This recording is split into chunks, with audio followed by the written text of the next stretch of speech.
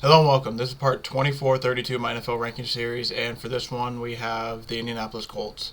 Coming into this year, I have the Colts ranked at number 9. They got a big upgrade at quarterback, and hopefully this year, this is the year where they can do some damage. The last 2 years, they've had two quarterbacks. They've had Philip Rivers and Carson Wentz, and Philip Rivers took them to a playoffs. They lost to the Buffalo Bills, and then Carson Wentz had the interesting 9-8 year last year where all they had to do was win it in the last 2 weeks, and they didn't manage to get into the playoffs.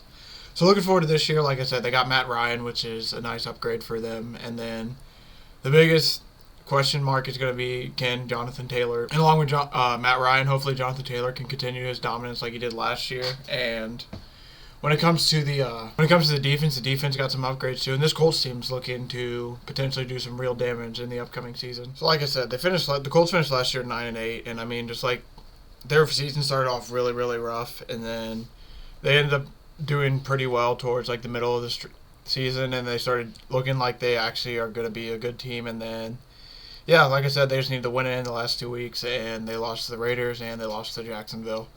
When it comes to this team was like really confusing all year. Like they were 1-5 coming into the Hard Knocks. They were also the first team for the iteration of the in-season Hard Knocks, and they were the first team to get on there, and they started off 1-5, and it's looking like it's going to be interesting and bad. And then, sure enough, yeah, they finally started winning some games. Jonathan Taylor started becoming that dude, and basically that's what this offense turned into, was the Jonathan Taylor show. Because I mean, when it comes to just the play from last year, I mean, Carson Wentz was beyond wildly inconsistent. He had some games where he looked really really good, he played really really well, and then there were some games where he didn't do much of anything at all. I remember I went to the primetime Saturday game against New England where he threw 57 yards, and obviously Jonathan Taylor had the biggest rushing game, Jonathan Taylor had one of his biggest rushing games of the year, and it was great. He missed, like there was some times where he tried to extend, and this was the case for the whole year. He would just try to extend the play sometimes, and doing that he would throw an interception, or he would try to throw in the triple coverage, and then he would get like the pass interference penalty flags, which was nice. But then there was other times you just throw in the triple coverage and nothing would happen. And then there was that game against Tennessee where he threw a 0-yard pick six, and I mean, it was just plays like that that basically got this organization to question him, and that's basically why they moved on from him this season. And I mean, just like the weird thing is though, like there were some games where he looked really really good, and it looked like he could be that dude, and then for just whatever reason, it's just like those other games were in the way too. And then for whatever reason it was, Carson Wentz like could play good, but he couldn't be great, and basically that's what caused the Colts to be where they were now. So based on that, looking into this year, they have Michael Pittman, Alec Pierce, Paris Campbell if he can stay healthy, and then Ashton Dulin was probably going to be the 4 for wide receivers, and then Mo Alley Cox for tight end, and then obviously they have Jonathan Taylor's 9 behind still, and then Matt Ryan's the new quarterback in town. They brought in Nick Foles as well, and then there's also Sam Ehlinger. If you look at the offense is really good. It's just their wide receiver room is going to be a question.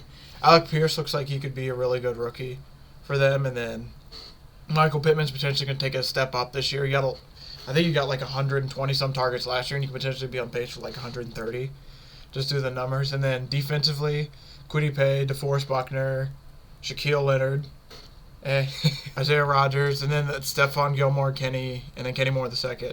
The Colts adding Stephon Gilmore was a huge, huge add, because now that fortified their back end. And then they obviously have Bobby Okereke and Shaquille Leonard at linebackers. I love the change. Shaquille Leonard sounds so savage. And then, yeah, so I mean, like looking at this is one of those teams where they have a really, really, really good roster. If they have like a hole anywhere, it's probably the wide receiver room. Because I mean, their offensive line is beyond insane. Ryan Kelly, Quentin Nelson, Braden Smith being their big 3 on the offensive line. I mean, this team is a really, really good team. But yeah, I mean, like just looking, like their biggest hole was wide receiver. Because I mean, like I said, the past few years they've been trying to find like that dude who will be their quarterback, and they've kind of like hit and miss. They've hit some here, they've missed some here, and I mean for the most part, like Philip Rivers was all right for them. Carson Wentz, even though he went 9-8, had his moments where he was good. And then hopefully, so this is the year they got Matt Ryan this year, and hopefully Matt Ryan can take that next step forward for them, because Matt Ryan is a pretty good quarterback. He is older, but They took the chance on him with all the free agents that were in play, and they think that he can be the one to take the team over the edge. So when it comes to their schedule for next year, I mean, non-biasedly, I honestly think the Colts could be 11 to 13 win team this year. I mean, if Jonathan Taylor can keep doing what he did last year and keep up the pace and being a dominant running back, then there's a lot of defense are going to have to key in on him, and I think that, and with how like questionable the wide receiver room is right now, I think that potentially they could shine because I don't think. Obviously, a lot of people expect Michael Pittman to be that dude and be pretty good for them, but everyone, there's kind of question marks around everywhere else, and there's even potential of, like, is T.Y. Hilton going to come back? Like, what's going to happen with that?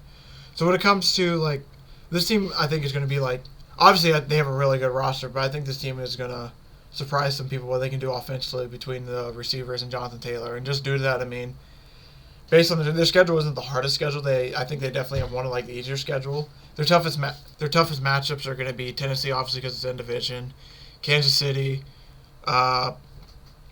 New England might be another tough game, and then so like the New England, Philadelphia, Las Vegas, Pittsburgh, Dallas, and even Minnesota and Chargers. That's going to be the hardest stretch of the schedule. Other than that, they basically have like the Broncos are going to be good too.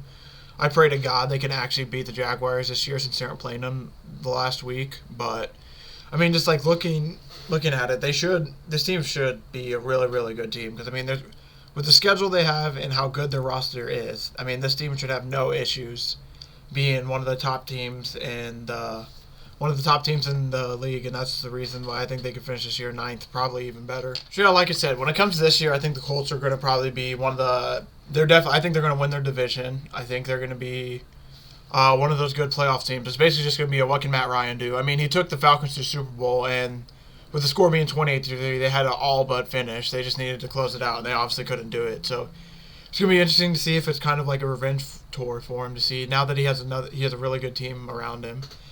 It's going to be interesting to see if he can do what most other Colts QBs couldn't and take the team to a winning playoff team. Jim Irsay promised 2 Super Bowls this decade.